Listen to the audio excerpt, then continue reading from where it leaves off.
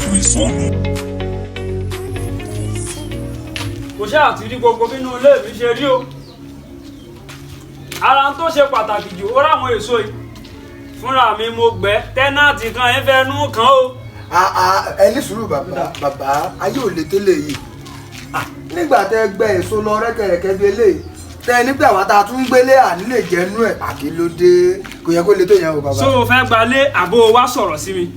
èyí ṣe mo kàn wò pé mo kàn wò ó dáa bàbá ilé tá à ń bá lọ náà so bó o lẹ ṣe fẹ́ kí ọ̀rọ̀ tá à ń sọ lọ báwo lẹ ṣe kó rí nípa ti owó àti gbogbo ẹ̀. wàá sanwó fọ́ọ̀mù wàá sanwó ilé wàá sanwó kíátìkà mẹ̀tẹ́nàsì kànga náà ò gbẹ́yìn bó o bá wẹ̀gbẹ́ lọ́hùn bó o bá ń lọ prepaid wà ń bẹ̀ ọlọ́dẹ máa ń bá mi sọ prepaid gbogbo ọtí mo sọ wàá sanwó prepaid pápá bá rí ẹ̀ wá ní wípé bó o bá ní girlfriend méjì wàá rẹ́jísítà ẹyọ kan ló lóore ọ̀fẹ́ àti mọ́ ọ wá bó o bá sì ní girlfriend mẹ́ta wàá sanwó méjì yágan ní bó o bá ṣe tán àti gbalé o mọ ìyẹ̀wù ni. ẹni sùúrù bàbá landlord gbogbo àwọn ọ̀rọ̀ tẹ́ ẹ kà á lẹ̀ yìí ṣé kìí ṣe pé bí ẹ kàn mẹ́dù sínú privacy oní ayálégbé kò mi rò bí àrò girlfriend ẹ kò ṣe girlfriend bó o ló ṣe kan bàbá onílé. mo fẹ́ mọ rẹjú lóde bó o bá fẹ́ gbalé jẹ́ ẹ mọ̀ bó o bá sì gbalé dákun bọ́ọ̀dé lẹ́nu ọ̀nà mi. ẹ gbà mí o mi mà tó rírú landlord ilé rí kẹ kò sí wàhálà.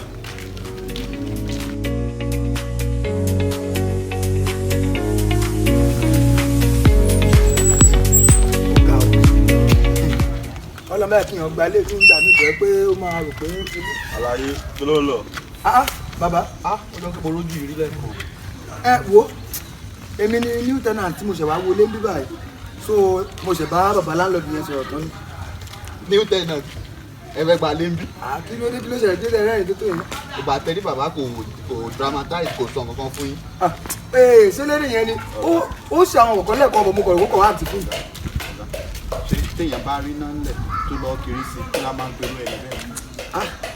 bí káwọ̀ pé bóyá ẹni wọn ò gbọ́n tó ní o. gbọ́n tó ilé ewu ni o. ẹ dẹ̀ máa wá wò ó ẹ máa wò ó ó fún mi láwọn hint kọ̀ọ̀kan lẹ́ẹ̀kan bí ìyàwó náà kan tó kàn ń sọ. tó bá ní ibo ló burú ju ọ̀run àpáàdì ilé ibi ni bàbá ta ní bí bàbá wèrè ni o. wẹ̀yìn náà ń gbé bẹ́ẹ̀. ṣé bàbá sọ nǹkan tí mo máa ń fojú ẹ̀ rí ni.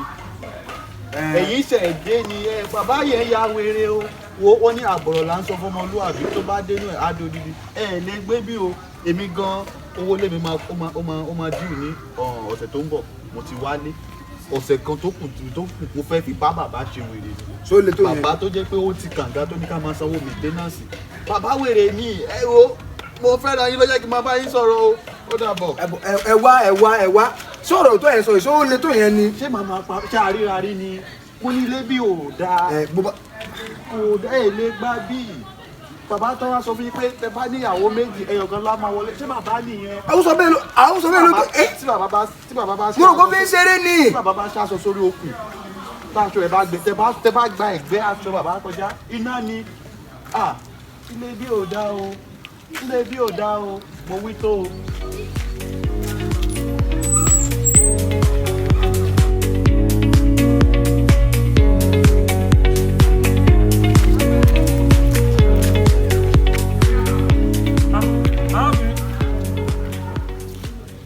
dákun wá òpè yín sọlá máa bọ̀ mo ní kó o wá ìṣẹ́jú kan péré ní sáà máa bọ̀ báwo ni ojú ẹ sádùúgbò iná ló ń gbé ojú ẹ máa ṣeré pété tí mo ti kọ́lé síbí èmi lẹ́ni àkọ́kọ́ tó kọ́ kọ́lé sádùúgbò yìí ṣe òrojú ẹ rí ládùúgbò yìí ó dẹ̀ yá yìí o. Kí sọ bàbá mò ń kánjú kílẹ̀. Sáà ní sùúrù. Ọ̀dọ̀ ìyá ẹ̀ náà ló ń gbé. Mo wò bí a kí wá tọrọ ẹ, mo fẹ́ fi ẹ́ ṣèyàwó. A lè tọ́jú ẹ. Ó kú bẹ lápò mi, a tọ́jú ẹ. Bàbá ṣe ti lè bọ́ra yín kan lélẹ̀ sí ní bẹ́ẹ̀ títẹ̀ tí ń bọ̀ yẹn tẹ́sán pé fẹ́ lóúnjẹ fún yẹn fẹ́ tẹ́jọ sí ẹ ṣé mi ló ń sọ̀rọ̀ sílẹ̀? Bàbá ẹ lọ tọ́jú àwọn ọmọ ní mo mọ́ dúró dè mí bì kan mò ń lọ ẹ̀kọ́. Ṣé mi ló ń sọ̀rọ̀ sílẹ̀? Ẹ wo, ètò bá káyẹ̀ kọ́ ló fẹ́ mi yẹn. Èmi ló ń sọ̀rọ̀ sílẹ̀ yẹn. Àwọn kéèké máa bàjẹ́ o. Ọ̀rẹ́ mi. Èèyàn mi físíkà kí ló tẹ́lẹ̀? Wo àwọn ọmọ kéèké yẹn fi wọlé jáde. Àwọn ọmọ tó ti ṣáàjà ń ká wọlé. Wọ́n náà kọjá yìí ẹ o, lè kọ́ra fún kọjá yìí ẹ náà. Ṣáàjà wọlé. Ọ̀la ojúmọ́. Fi yẹ́lẹ̀ rẹ̀ já wọlé. Ọlọ́run aṣàánú ẹ.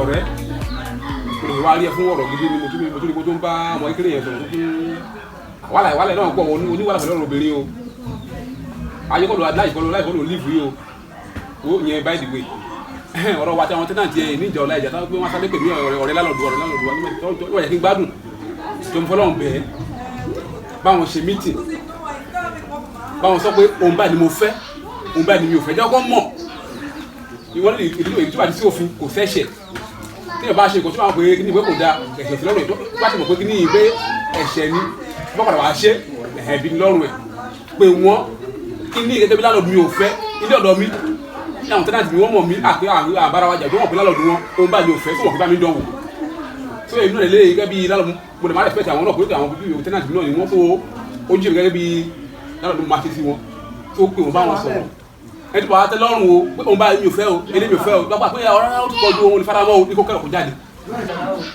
bẹ́ẹ̀ni tó èdè ìjà ọ̀la ìjà yìí fẹ́ kó stop please lórí ṣe náà pè mí èmi náà wá ń pè pé ọ̀rẹ́ lálọ́dúnwá please mo bẹ̀ẹ́ báwọn ṣe mí ti pè wọ́n òun bá bóyá kó print ìwé fún wọn òun bá mi ò fẹ́ ẹnikẹ́ni bá sọ pé bóyá wàdà wọn pé kó wọ́n lè faramọ́ kó kẹ́rù ẹ̀ kó jáde as simple as that.